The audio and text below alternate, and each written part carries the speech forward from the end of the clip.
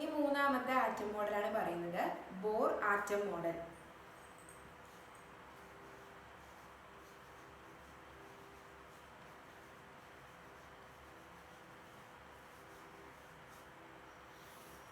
മൂന്നാമത്തെ ആറ്റം മോഡലാണ് bore atom model.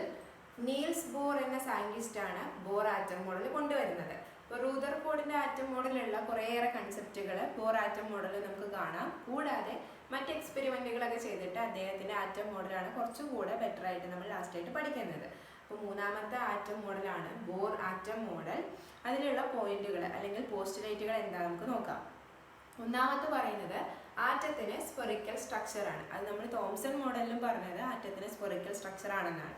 അപ്പോൾ ആറ്റത്തിന് സ്ഫെറിക്കൽ സ്ട്രക്ചർ ആണ്. ആറ്റത്തിൽ 3 ഫണ്ടമെന്റൽ പാർട്ടിക്കിൾസ് ആണുള്ളത്: പ്രോട്ടോൺ, ഇലക്ട്രോൺ, ന്യൂട്രോൺ. അതാണ് ഒന്നാമത്തെ പോയിന്റ്. ബോർ ആറ്റം മോഡൽ പ്രകാരം ഒന്നാമത്തെ പോയിന്റ് എന്ന് പറയുന്നത് ആറ്റത്തിന് സ്ഫെറിക്കൽ സ്ട്രക്ചർ ആണ്.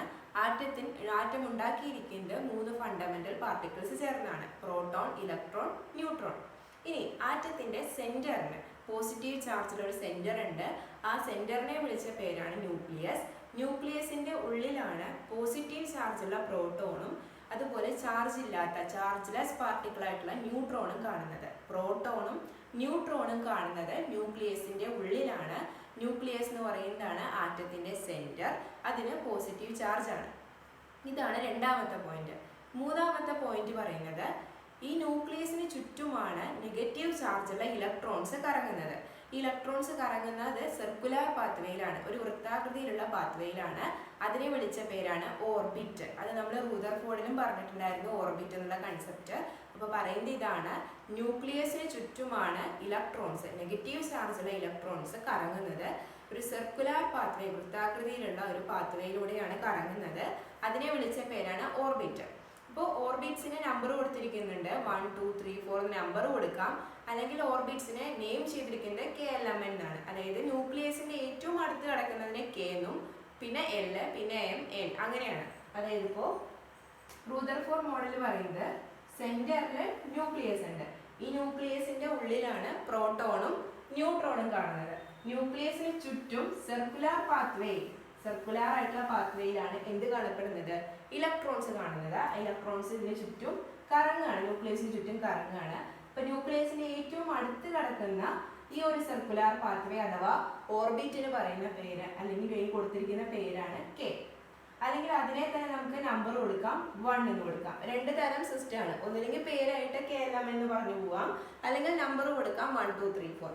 അതിനടുത്ത് കിടക്കുന്നതാണ് L എന്ന ഓർബിറ്റ്, പിന്നത്തെയാണ് M.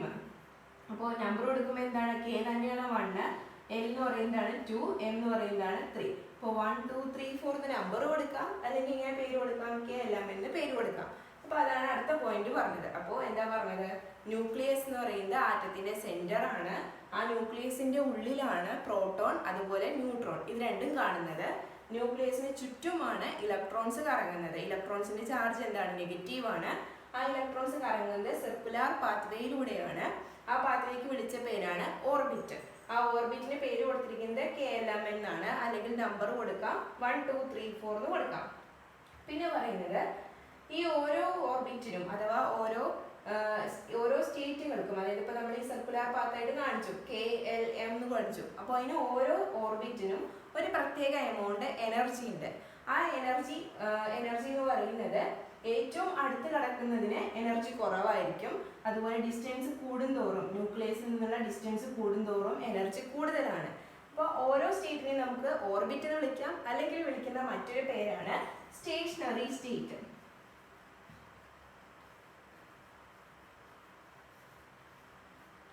ഓർബിറ്റിനെ തന്നെ വിളിച്ച പേരാണ് സ്റ്റേഷനറി സ്റ്റേറ്റ്. അത് ഉദ്ദേശിക്കുന്നത് ഇതാണ്: ഓരോ ഓർബിറ്റിനും ഓരോ പ്രത്യേക എമൗണ്ട് എനർജി ഉണ്ട്. ആ എനർജി, പ്രത്യേക എമൗണ്ട് എനർജി എന്ന് പറഞ്ഞാൽ Kയുടെ അതേ എനർജി ആയിരിക്കില്ല Lന്, Lന്റെ എനർജി ആയിരിക്കില്ല Mന്. അങ്ങനെ വ്യത്യസ്ത എനർജികളാണ്.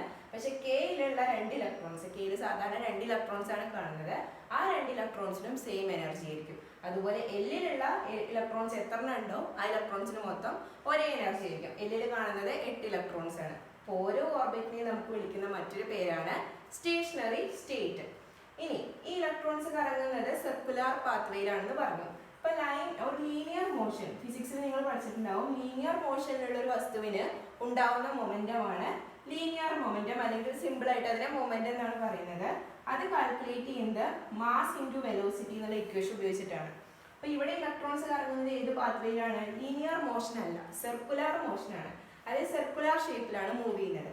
അപ്പൊ അതിനുള്ള മൊമെന്റത്തെ പറയുന്ന പേരാണ് angular momentum. Angular momentum calculate ചെയ്യുന്നത് M into V into R അഥവാ എം വി ആർ എന്ന ഇക്വേഷൻ ഉപയോഗിച്ചിട്ടാണ്. അതായത് മാസ് ഇൻറ്റു വെലോസിറ്റി ഉണ്ട്, ഒപ്പം തന്നെ ഒരു ടേം ഉണ്ട്, ഏതാണത്? റേഡിയസ്. അതായത് ഏത് സർക്കുലർ ഷേപ്പിലാണോ കറങ്ങുന്നത് ആ സർക്കിളിന്റെ റേഡിയസ് ആണ് ആർ. അപ്പോൾ ഓരോ ഇലക്ട്രോണിന്റെയും ആംഗുലാർ മൊമെന്റം കാണാനുള്ള ഇക്വേഷൻ ആണ് mass into velocity into radius. ഈ mass into velocity into radius അഥവാ ആംഗുലാർ മൊമെന്റം ഓഫ് ഇലക്ട്രോൺ എന്ന് പറയുന്നത് nh/2π എന്നുള്ള ഒരു ടേം ആയിരിക്കും. ഇത് കൊണ്ടുവന്നതും ബോറാണ്. അപ്പൊ ഈ n എന്ന് പറയുന്നത് നമ്പർ ആണ്, 1 2 3 4 എക്സെട്ര എന്നുള്ള നമ്പേഴ്സ് ആണ്. അപ്പോൾ k ആണ്, k ഷെല്ലിലാണ് അല്ലെങ്കിൽ k ഓർബിറ്റിലാണ് ഇലക്ട്രോൺസ് ഇരിക്കുന്നത് എന്നുണ്ടെങ്കിൽ എന്നിന്റെ വാല്യൂ 1 ആയിരിക്കും. കാരണം എന്താ? ന്യൂക്ലിയസിന്റെ ഏറ്റവും അടുത്ത് കിടക്കുന്നതാണ്, kക്ക് തന്നെയാണ് നമ്മൾ 1 എന്ന് കൊടുത്തത്. ഇനി എല്ലിലാണെന്നുണ്ടെങ്കിൽ ഈ n എന്നുള്ള സ്ഥാനത്ത് എന്ത് വരും? 2 എന്ന് വരും. m എന്നാണെന്നുണ്ടെങ്കിൽ n സ്ഥാനത്ത് എന്ത് വരും? 3 എന്ന് വരും. ഇനി നമുക്ക് ഇതിന്റെ ഓരോ പോയിന്റ്സും എഴുതാം.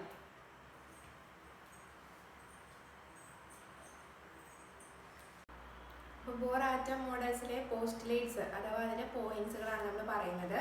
ഒന്നാമത്തെ പോയിന്റ് പറയുന്നത് ആറ്റം എന്ന് പറയുന്നത് ഒരു സ്ഫെറിക്കൽ പാർട്ടിക്കിൾ ആണ്. ആറ്റം ഉണ്ടാക്കിയിരിക്കുന്നത് 3 ഫണ്ടമെന്റൽ പാർട്ടിക്കിൾസ് ചേർന്നാണ്, പ്രോട്ടോൺ, ഇലക്ട്രോൺ ആൻഡ് ന്യൂട്രോൺ. അതാണ് ഒന്നാമത്തെ പോയിന്റ് അഥവാ ഒന്നാമത്തെ പോസ്റ്റുലേറ്റ്.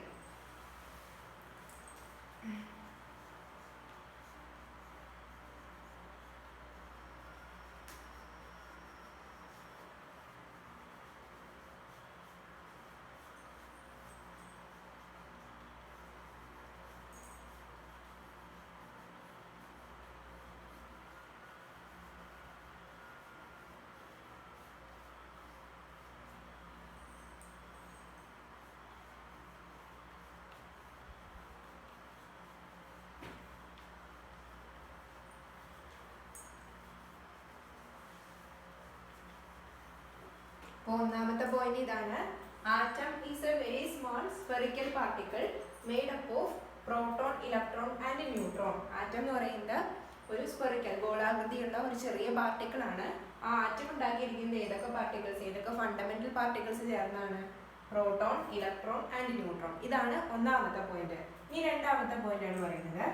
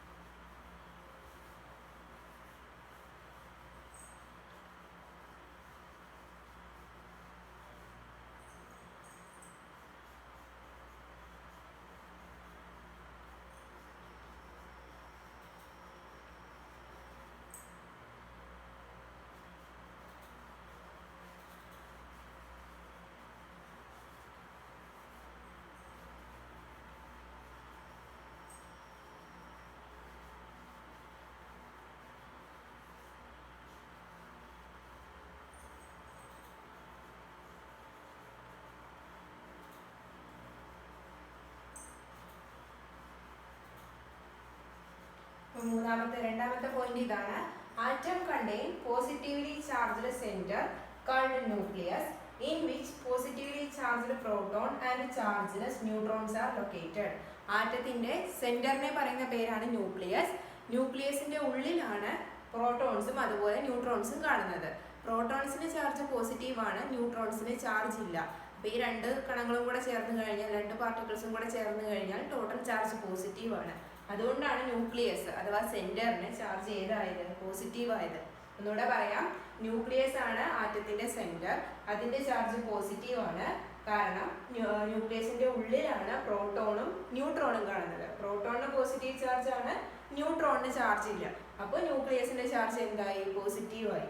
ഇനി മൂന്നാമത്തെ പോയിന്റ് പറയുന്നത് electrons are negatively charged. Electrons are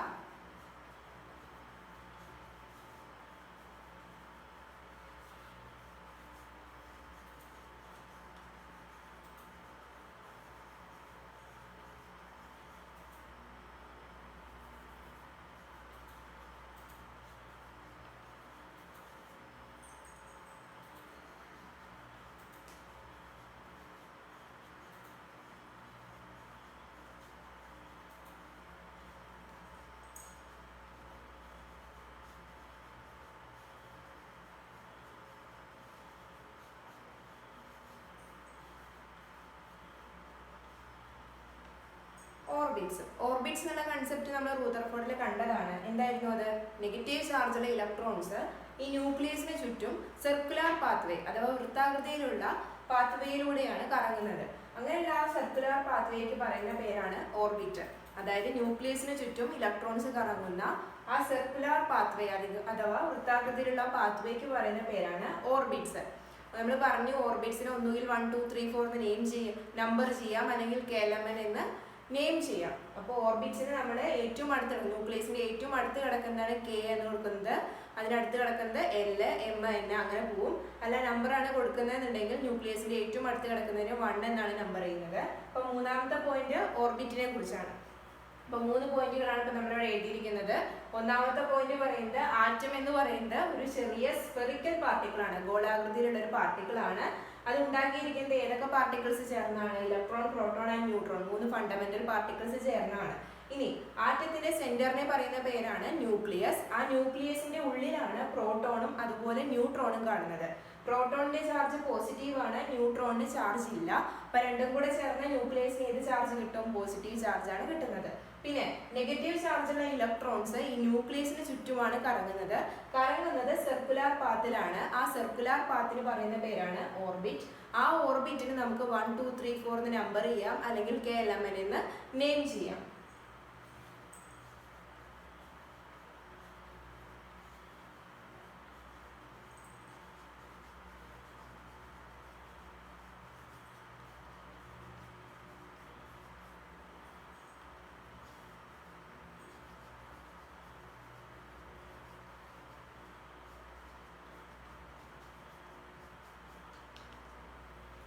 Orbits can be numbered as 1 2 3 4 or named as KLMN. ഒന്നുകിൽ നമ്പർ ചെയ്യാം 1 2 3 4 എന്ന്, അല്ലെങ്കിൽ KLMN എന്ന് നെയിം ചെയ്യാം. അപ്പോൾ ഇതാണ് 3 പോസ്റ്റുലേറ്റ്. ഇനിയുണ്ട് postulates.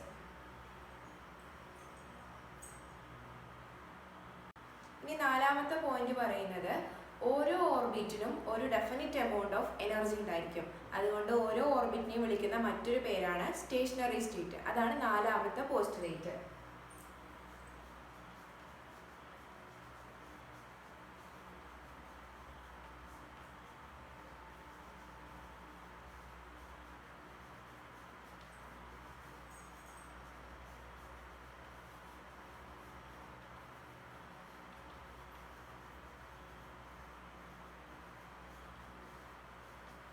Each orbit is associated with a definite amount of energy.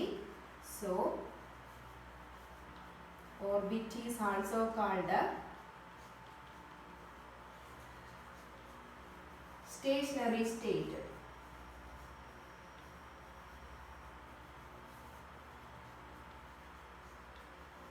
ഓർബിറ്റിനെ തന്നെ വിളിച്ച വേറെ പേരാണ് സ്റ്റേഷനറി സ്റ്റേറ്റ്. അതായത് കെ എന്ന ഓർബിറ്റിനാണെങ്കിൽ ഒരു പെർട്ടിക്കുലർ എമൗണ്ട് എനർജി ഉണ്ടായിരിക്കും. അതായിരിക്കില്ല എമ്മിന്, അതുപോലെ അതായിരിക്കില്ല ഇതിന് എന്നിന്. അപ്പോൾ ഓരോന്നിനും ഓരോ ഡെഫിനിറ്റ് എമൗണ്ട് എനർജി ഉണ്ട്. അതുകൊണ്ട് ഓരോ ഓർബിറ്റിനെയും നമുക്ക് സ്റ്റേഷനറി സ്റ്റേറ്റ് എന്ന് വിളിക്കാം. ഇനി പറയുന്നത് ആംഗുലാർ മൊമെന്റത്തിന്റെ കേസാണ്. നമ്മൾ പറഞ്ഞു ആംഗുലാർ മൊമെന്റം കാണാനുള്ള ഇക്വേഷൻ ആണ് MVR, mass into velocity into radius of the circle. ഏത് സർക്കുലർ ഷേപ്പിലാണോ കറങ്ങുന്നത് അതിന്റെ റേഡിയസ് ആണ് R എന്ന് പറയുന്നത്, ആരം എന്ന് പറയും മലയാളത്തിൽ.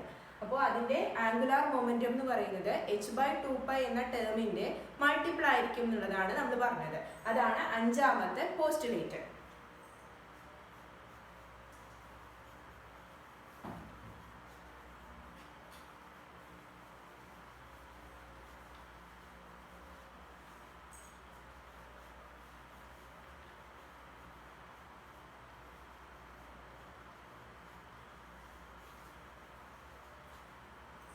The angular momentum of electron is an integral multiple of h/2π. Angular momentum ആണ് MVR. That is angular momentum mass into velocity into radius equal to h/2π എന്ന ടേമിന്റെ മൾട്ടിപ്പിൾ ആണെന്ന് പറഞ്ഞത്, ഇന്റഗ്രൽ മൾട്ടിപ്പിൾ ആണെന്നാണ് പറഞ്ഞത്. ആ ഇന്റഗ്രൽ മൾട്ടിപ്പിൾ എന്ന് കാണിക്കാനാണ് n എന്ന ടേം കൊണ്ട് നമ്മൾ ഗുണിക്കുന്നത്. അപ്പൊ എന്ത് വരും? NH/2π. ഇന്റഗ്രൽ മൾട്ടിപ്പിൾ എന്ന് കാണിക്കാൻ ഒരു ടേം കൂടെ നമ്മൾ ഇതിലേക്ക് ചേർത്തു, അതാണ് n. അപ്പൊ NH/2π. ഇതിൽ ഓരോ ടേമും എന്താ നമുക്ക് എഴുതാം. m എന്ന് പറയുന്നത് mass of electron, mass of electron, v എന്ന് പറയുന്നത് വെലോസിറ്റി ഓഫ് ഇലക്ട്രോൺ, r എന്ന് പറയുന്നത് റേഡിയസ് ഓഫ് ദി ഓർബിറ്റൽ, അതായത് ഓർബിറ്റ്സ് അല്ലെ സർക്കുലർ പാത്ത്, അപ്പൊ റേഡിയസ് ഓഫ് ഓർബിറ്റ്സ് നമുക്ക് പറയാം. പിന്നെ n എന്ന് പറയുന്ന വാല്യൂ 1 2 3 4 എക്സെട്ര ഏത് വേണമെങ്കിൽ ആവാം. അതായത് k ആണെന്നുണ്ടെങ്കിൽ n ന്റെ വാല്യൂ 1 ആണ്, l ആണെന്നുണ്ടെങ്കിൽ 2 ആയിരിക്കും, m ആണെങ്കിൽ 3, n ആണെങ്കിൽ 4, അങ്ങനെയാണ് പോകുന്നത്. h എന്ന് പറയുന്നത് പ്ലാങ്ക്സ് കോൺസ്റ്റന്റ്. പ്ലാങ്ക് എന്ന സയന്റിസ്റ്റ് കൊണ്ടുവന്നതാണ് പ്ലാങ്ക്സ് കോൺസ്റ്റന്റ്. അത് എന്താണെന്നും അതിന്റെ വാല്യൂസ് ഒക്കെ നമുക്ക് ഇനി പഠിക്കാനുണ്ട്. അപ്പോൾ പ്ലാങ്ക്സ് കോൺസ്റ്റന്റ് ആണെന്ന് മാത്രം അറിഞ്ഞിരിക്കുക. പൈ എന്നുള്ളത് മാത്സിൽ നമ്മൾ പഠിക്കുന്നതാണ്. 3.14 ആണ് അതിന്റെ വാല്യൂ. ഒന്നുകൂടെ പറയാം ഈ രണ്ട് പോയിന്റ്സ്. ഒന്ന് പറയുന്നത് ഓരോ ഓർബിറ്റിനും ഒരു പെർട്ടിക്കുലർ എമൗണ്ട്, ഒരു ഡെഫിനിറ്റ് എമൗണ്ട് എനർജി ഉണ്ട്. അതുകൊണ്ട് ഓരോ ഓർബിറ്റിനെയും നമ്മൾ വിളിച്ച പേരാണ് സ്റ്റേഷനറി സ്റ്റേറ്റ്. പിന്നെ പറയുന്നത് ഇലക്ട്രോൺസ് സർക്കുലാർ പാത്വേയിലാണ് കറങ്ങുന്നത് എന്ന് പറഞ്ഞു. ആ സർക്കുലാർ പാത്വേക്കാണ് നമ്മൾ ഓർബിറ്റ് എന്ന് വിളിച്ചത്. അപ്പോൾ ഈ കറങ്ങുന്ന ഇലക്ട്രോൺസിന് ഒരു ആംഗുലാർ മൊമെന്റം ഉണ്ട്. ആ ആംഗുലാർ മൊമെന്റം എന്ന് പറയുന്നത് h/2π എന്ന ടേമിന്റെ ഇന്റഗ്രൽ മൾട്ടിപ്പിൾ ആയിരിക്കും. ആ ഇന്റഗ്രൽ മൾട്ടിപ്പിൾ എന്ന് കാണിക്കാനാണ് n എന്ന ടേം നമ്മളിവിടെ ചേർത്തത്. അപ്പൊ n h/2π എന്ന് വന്നു. പിന്നെ ആംഗുലാർ മൊമെന്റം കാണാനുള്ള ഇക്വേഷൻ ആണ് mass into velocity into r. Mass of electron into velocity of electron into r. r എന്ന് പറയുന്നത് റേഡിയസ് ഓഫ് ദി ഓർബിറ്റ്. പിന്നെ n എന്ന് പറയുന്ന വാല്യൂ 1 2 3 4 എക്സെട്ര ഏത് വേണമെങ്കിൽ ആവാം. അത് ഡിപ്പെൻഡ് ചെയ്യുന്നത് ഏത് ഓർബിറ്റിലാണ് ഇലക്ട്രോൺ ഇരിക്കുന്നത് എന്നാണ്. കെയിലാണ് ഇലക്ട്രോൺ ഇരിക്കുന്നതെങ്കിൽ വാല്യൂ 1 ആയിരിക്കും, എല്ലിലാണെങ്കിൽ വാല്യൂ 2 ആയിരിക്കും, എമ്മിലാണെങ്കിൽ 3, അതുപോലെ എന്നിലാണെങ്കിൽ 4 ആയിരിക്കും. h എന്ന് പറയുന്നത് പ്ലാങ്ക്സ് കോൺസ്റ്റന്റ് ആണ്. അതിന് നമുക്ക് വരുന്നുണ്ട് പഠിക്കാൻ. അപ്പൊ നമുക്ക് പഠിക്കാം. പൈ എന്ന് പറയുന്ന മാത്സിൽ നമ്മൾ പഠിച്ചതാണ്. ഇത്രയുമാണ് ബോറിന്റെ ആറ്റം മോഡലിലുള്ള പോയിന്റ്സ്. ഇനി ഇതിന്റെ മെറിറ്റും ഡിമെറിറ്റും കൂടെയാണ് നമുക്ക് പഠിക്കാനുള്ളത്. ഇനി നമ്മൾ പറയുന്നത് മെറിറ്റ്സ് ഓഫ് ബോർ ആറ്റം മോഡലാണ്. എന്തൊക്കെയാണ് ആ ഒരു ആറ്റം മോഡൽ കൊണ്ടുവന്നപ്പോൾ ഉണ്ടായ ഗുണങ്ങൾ എന്ന്. നമ്മൾ തൊട്ട് മുമ്പ് തോംസൺ മോഡൽ പഠിച്ചു, അതുപോലെ റൂദർഫോർഡ് മോഡൽ പഠിച്ചു. അപ്പോൾ ഇതിനൊക്കെ കമ്പയർ ചെയ്യുമ്പോൾ ബോർ മോഡൽ ഓഫ് ആറ്റത്തിന് കുറച്ചുകൂടെ മെറിറ്റ്സ് ഉണ്ട്. അപ്പോൾ അതെന്തൊക്കെയാണെന്നാണ് പറയുന്നത്. അപ്പോൾ merits of Bohr atom model.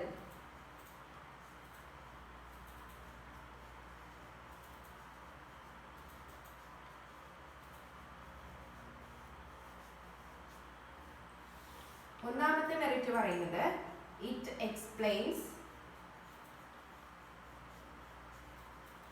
Stability of atom.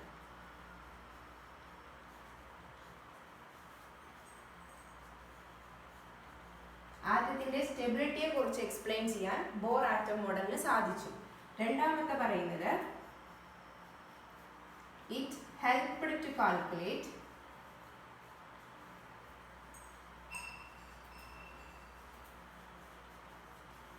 energy of an electron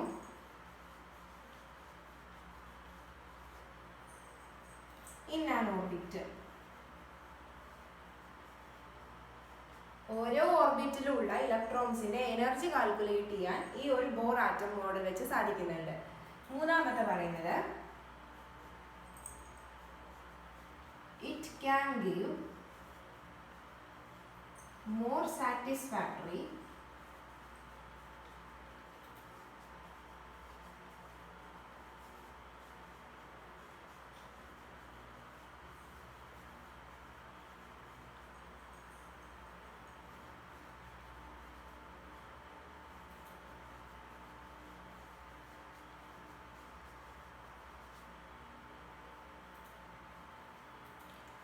ആറ്റത്തിന്റെ സ്ട്രക്ചറിനെ കുറിച്ച് മറ്റ് മോഡലുകളേക്കാൾ കൂടുതൽ നന്നായിട്ട് എക്സ്പ്ലെയിൻ ചെയ്തത് ബോർ ആറ്റം മോഡലിലാണ്. ഇത് മൂന്നുമാണ് ഇതിന്റെ മെറിറ്റ്സ് എന്ന് പറയുന്നത്, ഗുണങ്ങൾ എന്ന് പറയുന്നത്. ഒന്നാമത്തെ പറയുന്നത് സ്റ്റെബിലിറ്റി ഓഫ് ആറ്റം. ആറ്റത്തിന്റെ സ്റ്റെബിലിറ്റിയെ കുറിച്ച് എക്സ്പ്ലെയിൻ ചെയ്യാൻ ബോർ ആറ്റം മോഡലിന് സാധിച്ചു. അതുപോലെ തന്നെ ഓരോ ഓർബിറ്റിലുള്ള ഇലക്ട്രോൺസിന് എത്രത്തോളം എനർജി ഉണ്ടാവും എന്നുള്ളത് കാൽക്കുലേറ്റ് ചെയ്യാൻ ഈ ഒരു മോഡൽ വെച്ച് സാധിക്കുന്നുണ്ട്. അതുപോലെ മറ്റേത് മോഡലിനെ കമ്പയർ ചെയ്യുമ്പോഴും കുറച്ചുകൂടെ നന്നായിട്ട് ആറ്റത്തിന്റെ സ്ട്രക്ചറിനെ കുറിച്ച് എക്സ്പ്ലെയിൻ ചെയ്യുന്നതും ഈ ഒരു ബോർ ആറ്റം മോഡലാണ്. ഇതാണ് ഇതിന്റെ 3 മെറിറ്റ്സ്. ഇനി ഇതിന്റെ ഡിമെറിറ്റ്സ് ആണ് നമ്മൾ അടുത്തതായിട്ട് ഡിസ്കസ് ചെയ്യുന്നത്. അപ്പൊ നമ്മൾ അടുത്തായിട്ട് പറയുന്നത് ഡിമെറിറ്റ്സ് ആണ്. ബോർ ആറ്റം മോഡലിന്റെ ഡിമെറിറ്റ്സ്. ഒന്നാമത്തെ പറയുന്നത് ആറ്റത്തിന്റെ 3D അല്ലെങ്കിൽ 3 ഡയമെൻഷണൽ സ്ട്രക്ചർ എങ്ങനെയാണെന്ന് പറയാൻ ഈ ഒരു ആറ്റം മോഡൽ സാധിച്ചിട്ടില്ല. പറയുന്നത് എല്ലാം ഏതിലാണ്? 2 ഡയമെൻഷണൽ ആണ്. അപ്പോൾ നമുക്കൊരു 3 ഡയമെൻഷണൽ പിക്ചർ ഓഫ് ആറ്റം എന്ന് പറയുന്നത് ബോർ ആറ്റം മോഡലിൽ നിന്ന് കിട്ടുന്നില്ല. അതാണ് ഒന്നാമത്തെ ഡീമെറിറ്റ്, അതിന്റെ പോരായ്മയാണ്. രണ്ടാമത്തെ പറയുന്നത് കെമിക്കൽ ബോണ്ടിങ്, അതായത് നമുക്കറിയാമ്പോൾ ആറ്റംസ് തമ്മിൽ എന്തുണ്ട്? ബോണ്ട് ഉണ്ട്. ഇപ്പോൾ വാട്ടർ ആണെങ്കിൽ H2O ആണെങ്കിൽ Hഉം Oയും ഓക്സിജനും ഹൈഡ്രജനും തമ്മിൽ ബോണ്ട് ഉണ്ട്. അങ്ങനെ 2 ബോണ്ടുകളുണ്ട്. ഇത്തരത്തിലുള്ള ബോണ്ട് ഫോർമേഷൻ ഒക്കെ എങ്ങനെയാണ് എന്നുള്ളത് ബോർ ആറ്റം മോഡലിനെ എക്സ്പ്ലെയിൻ ചെയ്യാൻ സാധിച്ചിട്ടില്ല. അതാണ് രണ്ടാമത്തെ. ഒന്നാമത്തെ പറഞ്ഞത് 3 ഡയമെൻഷണൽ സ്ട്രക്ചർ ഓഫ് ആറ്റം എങ്ങനെയാണെന്ന് എക്സ്പ്ലെയിൻ ചെയ്യാൻ സാധിച്ചില്ല. രണ്ടാമത്തത് ബോണ്ടിങ് ഓഫ് ആറ്റംസ് എങ്ങനെയാണെന്ന് എക്സ്പ്ലെയിൻ ചെയ്യാൻ സാധിച്ചില്ല. അപ്പോൾ നമുക്ക് ഓരോന്നും എഴുതാം. ഡീമെറിറ്റ്സ് ഓഫ് ബോർ ആറ്റം മോഡലാണ് നമ്മൾ പറയുന്നത്. ഒന്നാമത്തെ പറയുന്നതാണ് it couldn't explain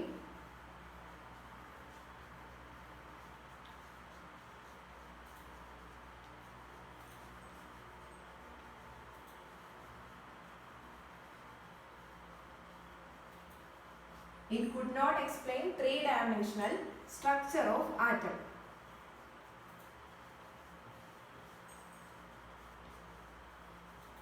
Three-dimensional structure of atom. രണ്ടാമത്തെ പറഞ്ഞത് it could not explain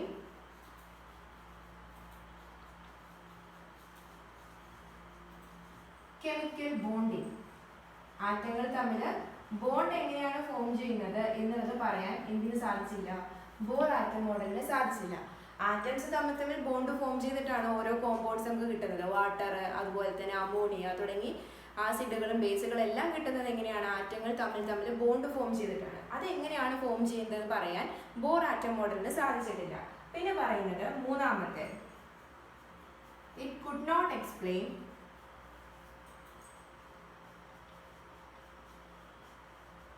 രണ്ട് ഇഫക്റ്റുകളാണ് പറയുന്നത്. ആ ഇഫക്റ്റുകളുടെ പേര് മാത്രം പഠിച്ചു വയ്ക്കുക. ഇഫക്റ്റുകൾ എന്താണെന്നുള്ളത് നമുക്ക് അടുത്ത ടോപ്പിക്കായിട്ട് പഠിക്കാനുള്ളതാണ്. It could not explain Zeeman effect and Stark effect. പേര് പഠിച്ചു വയ്ക്കുക. It could not explain Zeeman effect and Stark effect. നാലാമത്തെ ഡീമെറിറ്റ് പറയുന്നത് it could not explain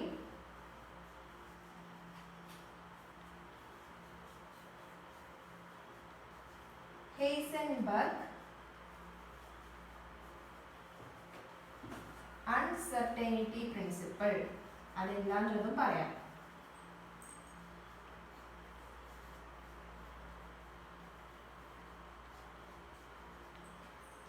നാലാമത്തെ പറഞ്ഞത് it could not explain Heisenberg uncertainty principle. Uncertainty principle ആണ് Heisenberg എന്ന scientist കൊണ്ടുവന്നതാണ്. അപ്പൊ ഈ ഒരു പ്രിൻസിപ്പിൾ എന്താണെന്നുള്ളത് എക്സ്പ്ലെയിൻ ചെയ്യാൻ ബോറിന് സാധിച്ചില്ല എന്നാണ് പറയുന്നത്. ഈ പ്രിൻസിപ്പിൾ എന്താണെന്നുള്ളത് നമുക്ക് അടുത്ത ടോപ്പിക്കായിട്ട് പഠിക്കാനുള്ളതാണ്. അപ്പൊ പേര് ഇപ്പോൾ പഠിച്ചു വെക്കുക. Heisenberg uncertainty principle. പ്രിൻസിപ്പിളിന്റെ പേര് അൺസർട്ടനിറ്റി പ്രിൻസിപ്പിൾ എന്നാണ്. കൊണ്ടുവന്ന സയന്റിസ്റ്റിന്റെ പേരാണ് ഹെയ്സൻബർഗ് എന്നുള്ളത്. അപ്പോൾ നമ്മളിപ്പോൾ 4 ഡിസഡ്വാൻറ്റേജസ് അല്ലെങ്കിൽ 4 ഡീമെറിറ്റ്സ് ആണ് ഇപ്പോൾ പറഞ്ഞത്. ഒന്നാമത്തെ പറഞ്ഞത് എന്തായിരുന്നു? ആറ്റത്തിന്റെ 3D സ്ട്രക്ചർ എങ്ങനെയാണെന്ന് എക്സ്പ്ലെയിൻ ചെയ്യാൻ സാധിച്ചില്ല. രണ്ടാമത്തെ പറയുന്നത് ആറ്റം തമ്മിൽ എങ്ങനെയാണ് ബോണ്ട് ഫോം ചെയ്തതെന്ന് പറയാൻ സാധിച്ചിട്ടില്ല. പിന്നെ 2 ഇഫക്റ്റുകളാണ്, സീമാൻ ഇഫക്റ്റും സ്റ്റാർക്ക് ഇഫക്റ്റും. ഇത് രണ്ടും എന്താണെന്ന് പറയാൻ ബോർ ആറ്റം മോഡലിന് സാധിച്ചിട്ടില്ല. അതുപോലെ തന്നെ ഹെയ്സൻബർഗ് എന്ന സയന്റിസ്റ്റ് കൊണ്ടുവന്ന അൺസർട്ടനിറ്റി പ്രിൻസിപ്പിളും എന്താണ് എക്സ്പ്ലെയിൻ ചെയ്യാൻ സാധിച്ചിട്ടില്ല. അപ്പോൾ ഈ 4 ഡീമെറിറ്റ്സുകളും പഠിച്ചു വെക്കാം. ഇനി നമുക്ക് ഇതിലുള്ള ഓരോ ടേംസുമാണ് പഠിക്കാനുള്ളത്. അതായത് സീമാൻ ഇഫക്റ്റ്, സ്റ്റാർക്ക് ഇഫക്റ്റ്, അതുപോലെ ഹെയ്സൻബർഗിന്റെ അൺസർട്ടനിറ്റി പ്രിൻസിപ്പിൾ. ഇതാണ് നമുക്ക് അടുത്ത ടോപ്പിക്കായിട്ട് പഠിക്കാനുള്ളത്.